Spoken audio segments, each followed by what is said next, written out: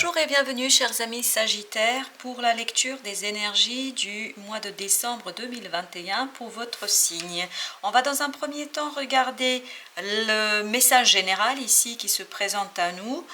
Dans un deuxième temps, on recouvrira ce message par un autre jeu pour voir un petit peu les conseils du tarot que la vie souhaite vous transmettre par rapport évidemment à ce message-là. Dans un troisième temps, je vous proposerai deux oracles. Un oracle qui va plutôt vous donner le conseil général de l'oracle des 13 lunes. Et je vous proposerai également un deuxième oracle, celui de Chaux, qui nous permettra en fait de voir plus particulièrement un conseil pour votre vie sentimentale. Alors on va directement rentrer dans la lecture de ce message et on voit que vous, l'énergie principale ici, c'est le 6 de Denier. Le 6 de Denier nous indique ici qu'au cœur de votre réflexion de ce mois de décembre sera cette notion de partage, d'équilibre.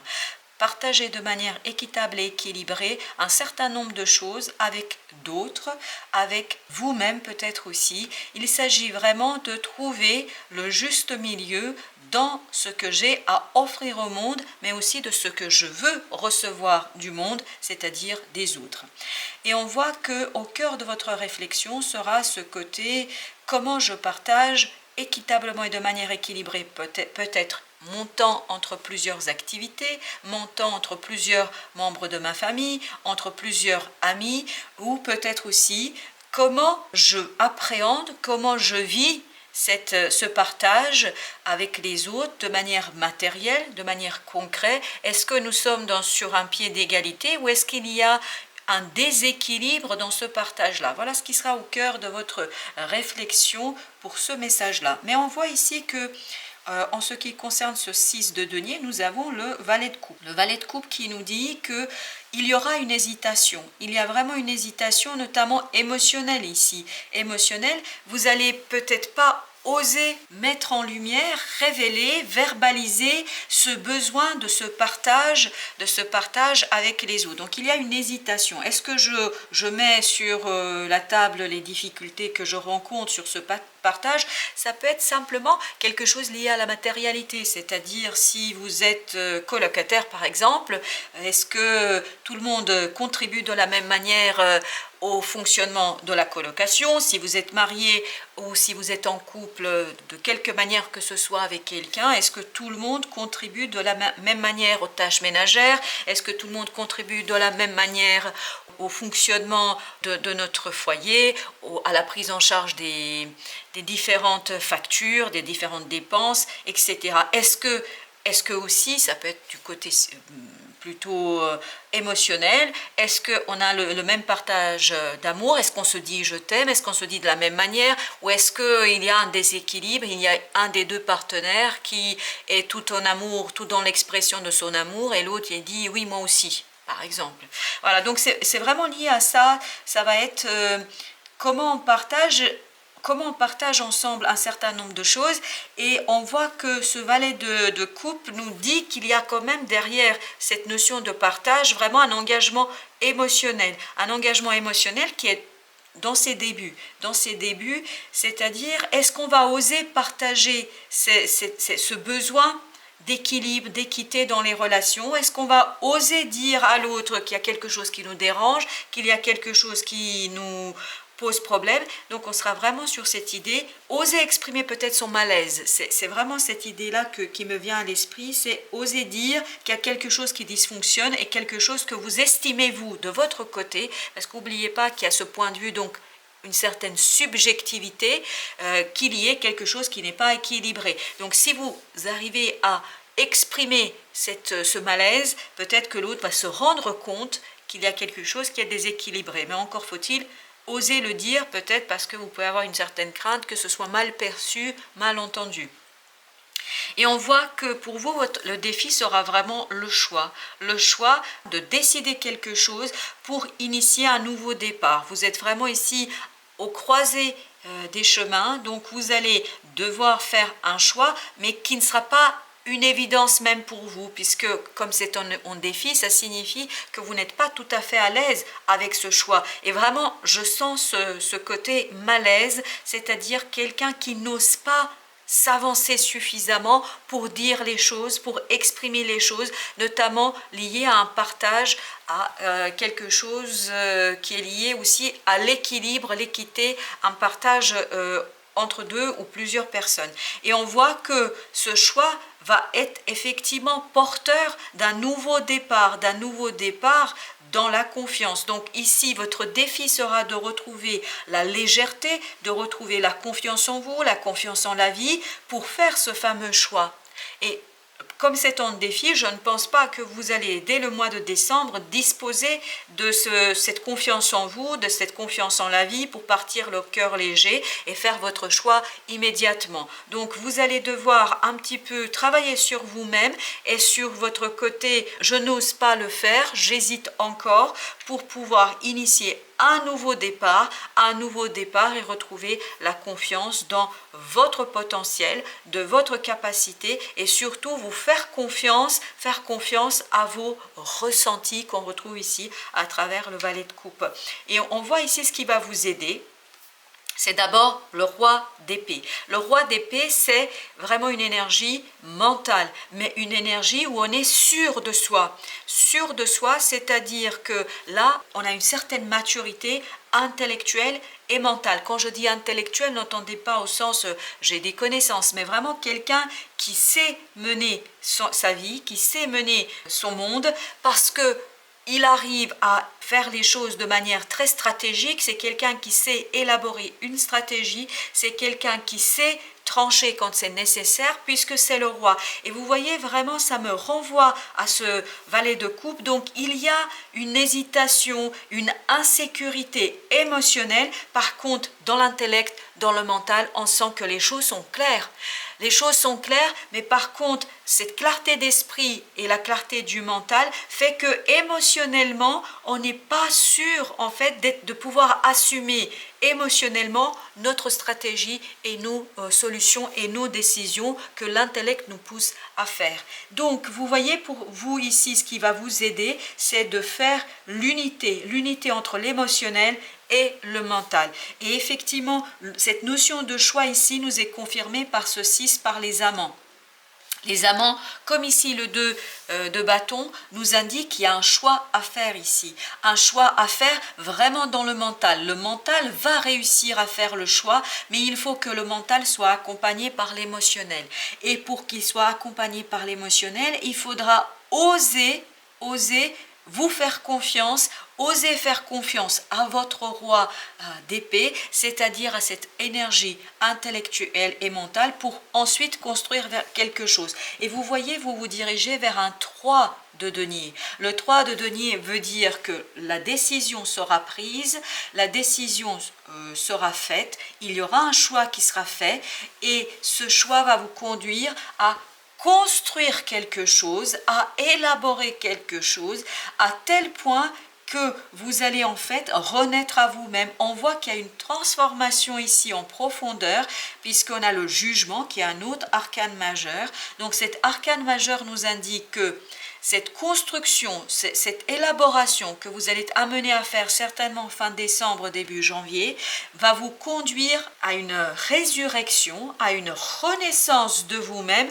à vous-même, c'est-à-dire que vous allez certainement réussir à faire le lien, et je dis bien réussir, puisqu'on a ici le 6 de bâton qui nous indique le succès, la réussite. Vous allez réussir à allier le mental et l'émotionnel pour pouvoir initier quelque chose de nouveau. Et vous voyez, vous avez ici l'as de bâton qui nous dit passage à l'acte, passage à l'action, c'est-à-dire le choix sera fait, mais le choix, je pense, sera fait vers la fin du mois, une fois que vous avez bien fait mûrir, bien fait passer votre stratégie mentale au niveau du cœur, où vous allez pouvoir allier le cœur et le mental pour pouvoir vraiment vous faire confiance et faire l'unité de vous-même avec vous-même.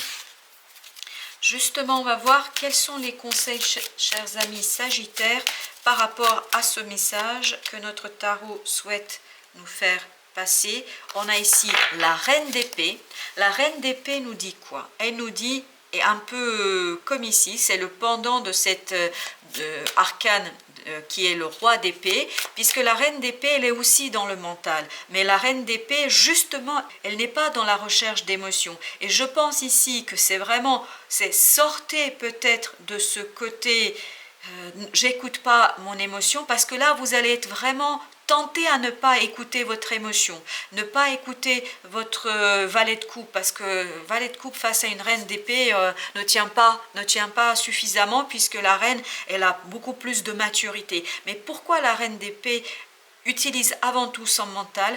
Parce qu'elle a été blessée, parce qu'elle a souffert, parce qu'elle a connu des déboires un petit peu compliqués à gérer. Donc elle s'est dit, moi les émotions, je ne les utilise pas dans mes prises de décision. Donc pour ne pas être dans la froideur, dans la froideur de ces épées, de ce fer, de ce mental, n'oubliez pas que vous avez un cœur, n'oubliez pas que vous avez vos émotions, n'oubliez pas de les écouter, même si ça ne sera pas très agréable, parce que je pense que votre mental sera très fort au mois de décembre, votre intellect, parce que je pense qu'ici ce manque de partage, ce manque d'équilibre, etc., va vous mettre en colère, va certainement vous mettre aussi dans des situations où le mental va dire ça suffit, mais n'oubliez pas d'écouter aussi votre cœur, même si le cœur va hésiter, même s'il va vous conduire à des hésitations, parce que plus vous allez écouter votre cœur, plus vous allez pouvoir prendre une décision qui vous correspond et qui correspond à la personne que vous êtes.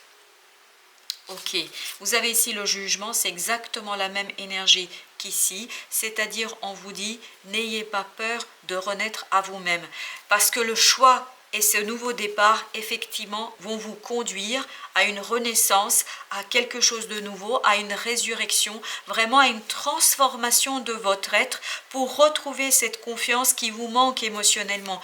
Il y a un inconfort, une insécurité émotionnelle que seul, en fait, vous permettra de dépasser un choix, le fait d'arrêter un choix et d'aller au-delà de vous-même, au-delà de l'émotionnel.